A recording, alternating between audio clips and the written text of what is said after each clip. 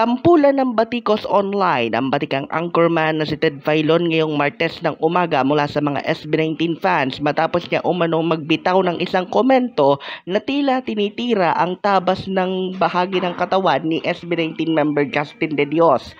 Base sa nagva-viral ngayon na clip ng kanyang programa, ay sinabi umano ni Ted na sana ay magkaroon ng isang grupo na hindi naman kataasan ng tangos ng ilong para talagang original.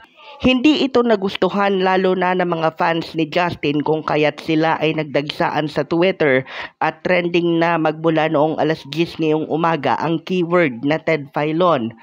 Ayon sa ilang commenters, tila napapag-iwanan umano ang 61 anyos na si Filon dahil hindi naman sukatan ng pagiging Pilipino ang anumang tabas ng ilong o anumang parte ng katawan. Git pa ng ibang netizens, music ang pinag-usapan lalo na't guesting ni Justin, pero nauwi ito sa usapan patungkol sa kung ano bang parte ng katawan ang nagsisilbing originality ng pagka-Pilipino. Bagamat may ibang 18 na mayroong respeto rin kay Ted bilang isang journalist, marami ngayon ang nananawagan na mag-sorry ang batikang anchorman sa lahat ng kanyang mga nasabi. Matatandaan na si Justin ay nag-perform sa noontime show ng ABS-CBN na ASAP Kamakalawa para sa paglulunsad ng kanyang solo single na Surreal.